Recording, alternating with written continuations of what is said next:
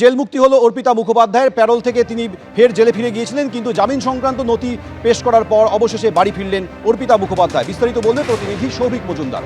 সৌভিক, দেখো, বিকেল 5টা বাজার কিছুক্ষণ আগেই অর্পিতা মুখোপাধ্যায় তিনি জেল থেকে বেরিয়ে আসেন এবং আজকেই তার প্যারোলের মেয়াদ শেষ হচ্ছিল।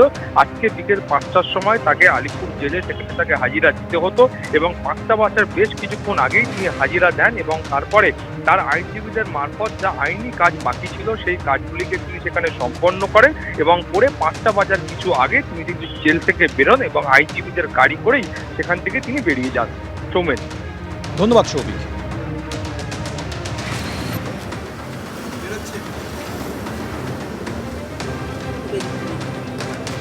লাইভে পাচ্ছিস, দেখ।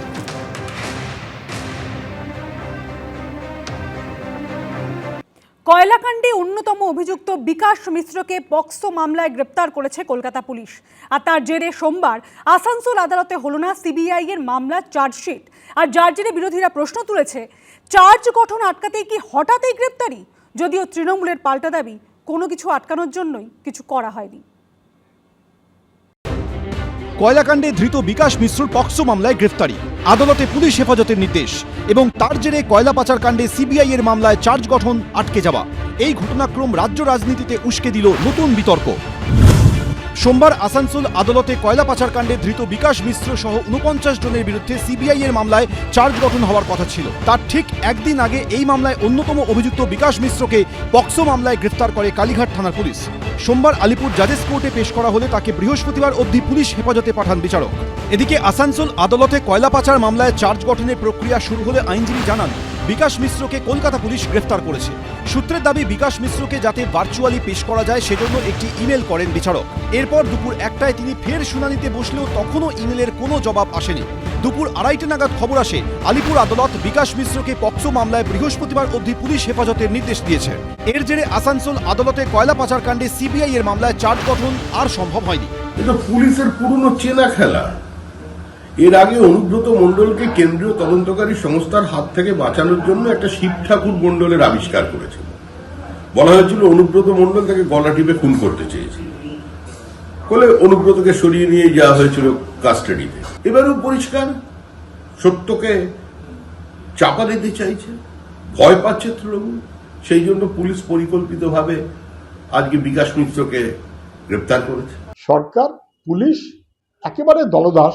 এই কয়লা পাচার ইত্যাদিতে যুক্ত অনুব্রত, তাকে তিহার জেলে আটকানোর জন্য শিব ঠাকুর তৃণমূলের নেতা, তাকে দিয়ে একটা কমপ্লেন নাকি কবে একটা ধমকি দিয়েছিল, 2 বছর না 4 বছর আগে, অর্থাৎ ঠিক আগের দিন সেই কেসে হেফাজতে নিয়ে নিল অনুব্রতকে পুলিশ, আসলে অনুব্রতকে বাঁচানোর জন্য।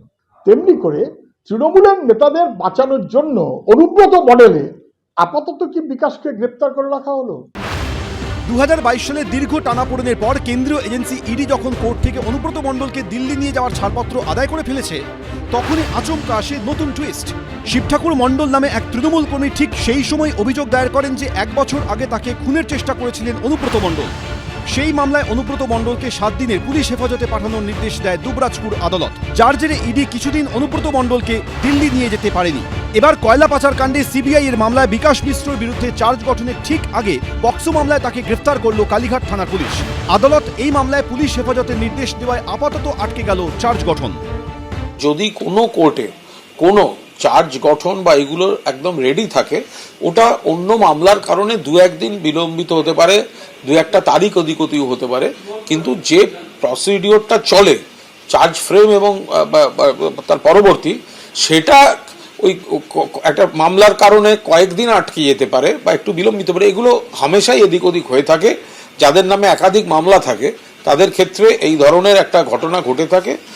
এটা কেউ ঠেকাতেও যায় না, ঠেকাতে গিয়েও কোনো লাভ নেই, কারণ কাল না হলে পরশু এটা করতেই হবে। ফলে এই নিয়ে কোনো অহেতুক জল্পনা অর্থহীন। রবিবারই আদালত থেকে বেরোনোর সময় চাঞ্চল্যকর দাবি করেন বিকাশ মিশ্র। আমাকে মারার চক্রান্ত চলছে, আমি মুখ খুললে সরকার পড়ে যাবে, সেই জন্যই সব করা যাচ্ছে। এ নিয়েও রাজনৈতিক মহলে শোরগোল পড়ে গেছে। সরকারটা তো ব্যানার্জি পরিবার বা মমতা ব্যানার্জি স্বাভাবিকভাবে ওই পরিবার সম্পর্কে এবং মমতা ব্যানার্জি মুখ্যমন্ত্রী বা তার ভাইপোর সম্পর্কে এমন কিছু তথ্য বিকাশ মিশ্রর কাছে আছে তাই তিনি বলছেন। সরকারের প্রাণভোমরা হচ্ছে পাচারকারীরা।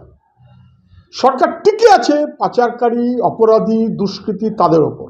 তা যদি না হয়, একজন আসামি, পাচারকারী, অপরাধী চার্জ গঠন হওয়ার কথা, সে এইরকম কথা বলার সাহস পায়?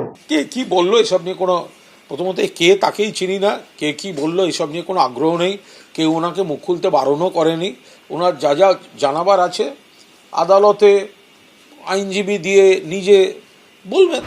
পরবর্তীকালে এই মামলা কোন দিকে গড়ায় সেটাই এখন দেখার। প্রকাশ সিনহা, আবির দত্ত, রঞ্জিত হালদার, এবিপি আনন্দ।